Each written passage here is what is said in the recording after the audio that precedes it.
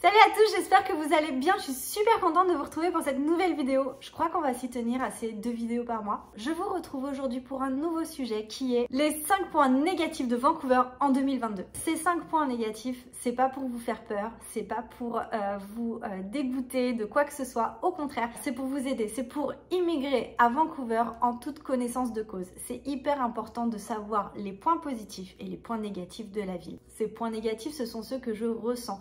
Évidemment, certains d'entre vous qui vivent déjà ici, qui voient cette vidéo, vont sûrement dire non, je suis pas d'accord avec ça, ou moi c'est plutôt ces points négatifs là que je retrouve. Tout le monde ne va pas forcément être d'accord, mais moi voilà, je vous partage les 5 points négatifs que je retrouve en tout cas dans cette ville. Toutes les villes du monde ont des points positifs et des points négatifs. Le plus important, c'est de les connaître. On commence par le premier point, qui n'est pas des moindres, ça va être l'immobilier. Je pense que vous en êtes peut-être déjà rendu compte si vous avez déjà fait quelques recherches sur Vancouver, mais en tout cas, ces dernières années, l'immobilier, le prix de l'immobilier à Vancouver a explosé. Vous avez l'immobilier en location et à l'achat. On va parler dans un premier temps de la location. Cette année, ça va faire 4 ans qu'on est ici et on a la chance de n'avoir jamais eu d'augmentation de loyer. Nous ne vivons pas à Vancouver même, on vit à New Westminster, une petite banlieue à peu près située à 30 minutes du centre-ville et on va dire 35-40 minutes en métro. C'est une ville qui est plutôt familiale où il y a des restaurants, des activités. On a un appartement de 2 chambres plus den, ce qui signifie 2 chambres plus une petite pièce qui n'est pas considérée comme une chambre, qui peut servir de bureau ou de petite salle de jeu pour les enfants. Nous, on en a fait la chambre de Paul, mais étant donné qu'il y a juste pour dormir, ça nous suffit très bien pour le moment. On a également 2 salles de bain, un grand dressing, très belle surface de salon, salle à manger, cuisine ouverte, une belle terrasse avec la vue sur les montagnes et tout ça pour 2100 $ par mois. À New Westminster, on n'est pas à Vancouver. C'est relativement correct pour ce qu'on a, c'est parce qu'on a la chance de ne pas avoir été augmenté en 4 ans. Mais si on souhaite déménager maintenant et prendre un 3 chambres, les prix sont à New Westminster pour un 3 chambres environ à 2800 $, 3000 $, ce qui tout de suite change la donne. Je pense que je vais vous faire une vidéo sur le tour de l'appartement pour vous montrer ce qu'on loue et le prix qu'on a et en gros ce que vous pouvez espérer avoir en vivant ici pour vous donner une idée un petit peu des prix et de ce que vous pouvez retrouver. Dites-moi si ça vous intéresse d'avoir la vidéo de l'appartement. Je pense que je vais vous faire ça ce mois-ci ou le mois prochain. Si vous vous rapprochez du centre-ville, vous allez évidemment payer plus cher. Et si vous avez des enfants et que vous voulez un 2 chambres ou 3 chambres, là vous passez au-dessus 3000, 3500 si vous voulez un 3 chambres. Donc on est sur des prix quand même super élevés, alors on s'était dit, quitte à payer ce prix-là, autant acheter. Sauf que les maisons et les appartements ont explosé aussi. Petite anecdote, en 2019, on a fait plusieurs recherches de maisons à New Westminster. On a visité cette maison en particulier, une maison qui avait 3 chambres, entre 150 et 200 mètres carrés. Elle était à 950 000 $ cette année en 2022. Pour une maison de ce style dans ce quartier, il faut compter entre 1,3 million et 1,5 million minimum. Donc le marché a énormément augmenté. Plusieurs maisons ont pris 500 000 $ en 2 ans. Certaines ont même pris 1 million en quelques années. Ça commence à devenir très difficile d'investir dans l'immobilier à Vancouver. Si vous venez, il faut prendre en compte que vous allez payer ce prix-là et c'est normal, c'est comme ça ici. Vous allez payer assez cher votre location ou si vous jamais vous voulez acheter, il va falloir vous préparer. C'est un exemple parmi tant d'autres. Vous avez évidemment d'autres villes, vous avez d'autres quartiers. Les chiffres vont varier, mais on restera toujours quand même dans cette fourchette pour une maison entre 2 et 3 chambres. Vous dépassez forcément les 1 million, en tout cas aujourd'hui en 2022. Le deuxième point négatif, roulement de tambour, la pluie. Oui, évidemment, tout le monde le savait, vous l'aviez déjà deviné. Ça, c'est pas nouveau, il suffit que vous tapiez juste sur Google les inconvénients de Vancouver et vous allez tout de suite avoir la pluie. Alors moi, j'ai envie de dire que c'est un point négatif et en même temps, c'est pas si négatif que ça parce que Vancouver est une ville super verte toute l'année. Mais c'est vrai que vous allez pouvoir vous retrouver certaines fois avec plusieurs jours, voire plusieurs semaines avec des pluies non-stop, sans s'arrêter. Il faut en avoir conscience, ça peut être assez déprimant. Mais si vous êtes équipé, vous avez les bottes de pluie, les manteaux nécessaires, vous êtes bien couverts, un super parapluie, vous pouvez quand même aller faire des activités, des hikes, des promenades.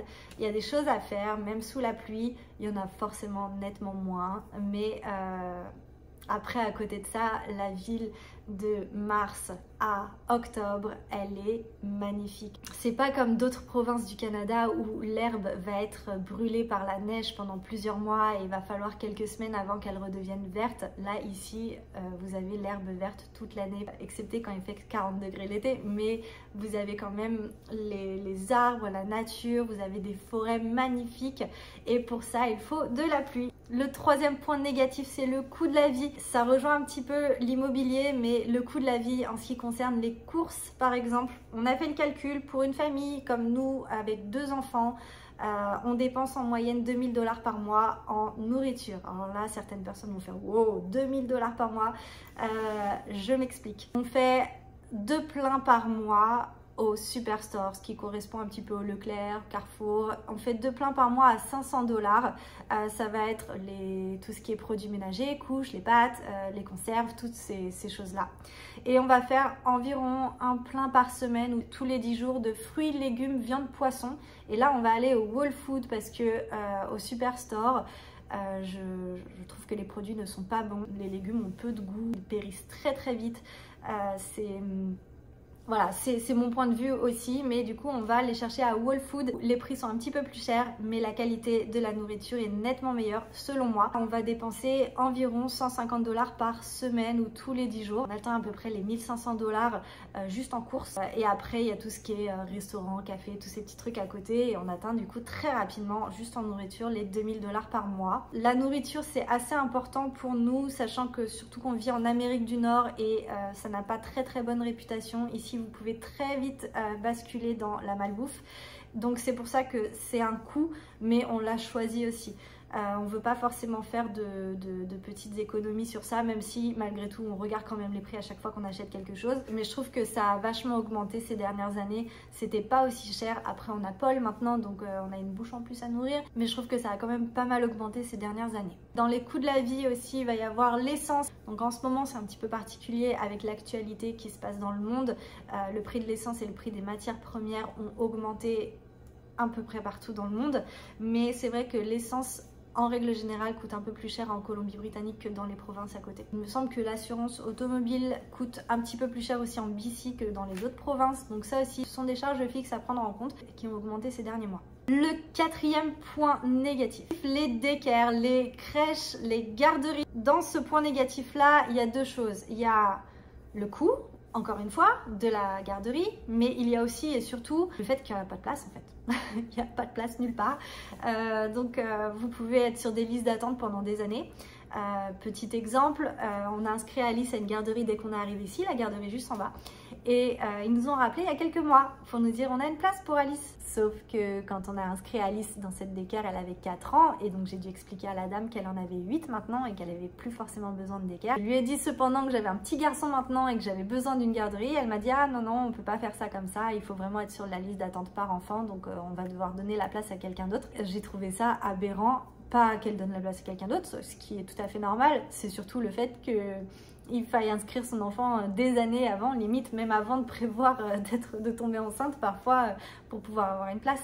Vous allez pouvoir heureusement quand même trouver facilement, mais il va falloir vraiment chercher, passer des heures à chercher. Si jamais vous vous mettez sur des listes d'attente dans des garderies ici, certaines garderies demandent une participation à des frais de dossier, donc vous allez payer entre 50 et 100 $ juste pour être sur la liste d'attente sans être vraiment sûr de pouvoir avoir une place. Ça aussi ça peut être un peu démotivant, vous n'avez pas envie de vous inscrire sur 10 garderies, payer 1000 $ sans être sûr d'avoir une garderie, sachant que ces frais ne sont pas remboursés si vous n'êtes pas pris. Mais il y a de l'espoir car nous avons quand même eu la chance de trouver une place en garderie vraiment pas très loin de la maison. Au niveau des tarifs des crèches et garderies, ça va varier selon l'âge de votre enfant, ça va varier selon la garderie aussi, mais pareil, pour vous donner une idée, nous on paye, il me semble, entre 1300 et 1400 $ par mois pour un bébé de plus de 10 mois. Maintenant, la garderie qu'on a, elle est assez premium parce qu'il y a les caméras, ils nourrissent les enfants, donc ils ont un snack le matin, le lunch et un snack l'après-midi, ils sortent, ils font plein d'activités.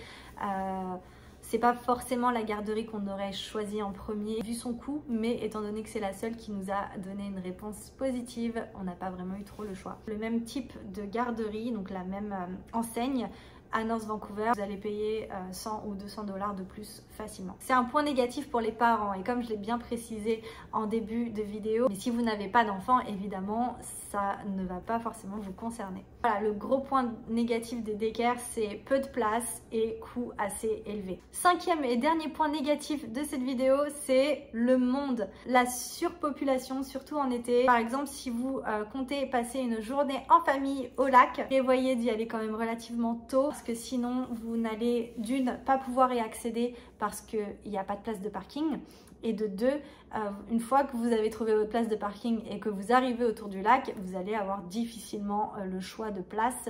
Si vous arrivez à avoir un petit coin d'herbe, c'est que vous êtes chanceux. En ce qui concerne les parkings dans ces endroits-là, si vous arrivez alors que le parking est full, ils vont vous demander de faire demi-tour. Donc votre journée au bord du lac sera un petit peu compromise, surtout si vous avez fait quelques heures de route pour y aller. C'est quand même relativement décevant. J'ai pas la sensation que c'était comme ça il y a 12 ans. C'est pour ça que je trouve que ça a vraiment changé. Et c'est pas forcément des touristes. C'est pour ça aussi... c'est vraiment des locaux. Quand je dis le monde aussi, c'est par exemple pour les activités extrascolaires. Ici, ce qui est cool, c'est que vous pouvez inscrire votre enfant à une activité et ça dure 3 mois. C'est-à-dire que si votre enfant a envie de faire du foot le premier trimestre, puis en fait finalement il veut faire du patin à glace et puis après il veut faire autre chose, vous pouvez changer au cours de l'année. C'est pas, vous payez pas vraiment pour toute l'année. Ça a un point positif et négatif. L'avantage, c'est que votre enfant va pouvoir voir plein de choses et il va pouvoir savoir ce qu'il aime et ce qu'il n'aime pas faire.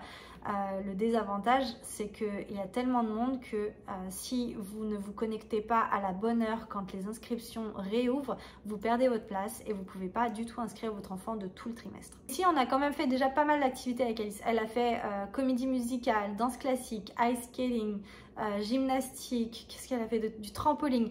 Donc elle a fait pas mal de choses, elle a testé beaucoup de choses ces dernières années et elle aime en particulier la gymnastique, sauf que à 48 heures près on a loupé les inscriptions, on a loupé le spot d'Alice et on n'a pas pu la réinscrire parce que au bout de même 24 heures, c'était déjà sur les listes d'attente. Voilà, j'en ai fini pour ces petits points négatifs. Ça va vous permettre de mieux vous préparer. Ça va vous permettre justement, voilà, d'économiser pour les premiers mois quand vous allez arriver. Si vous dites, ah, tiens, si les prix du loyer, si le coût de la vie, il est comme ça, on va peut-être mettre un peu plus d'argent de côté. On va peut-être pas vivre en centre-ville, mais on va aller dans une ville un petit peu plus loin, ce qui va nous permettre de faire quelques économies, en tout cas pour les premiers mois. Ce qu'il faut savoir aussi, c'est que les salaires en Colombie-Britannique sont plus élevés que dans d'autres provinces du Canada, donc tout est faisable. Je veux vraiment que vous ayez toutes les cartes en main pour pouvoir réussir votre expatriation. J'espère que cette vidéo vous a plu. En tout cas, moi, ça m'a fait très plaisir de partager ce sujet avec vous. Et n'hésitez pas si vous avez des questions. Comme d'habitude, je me ferai un plaisir d'y répondre et je vous dis à très vite.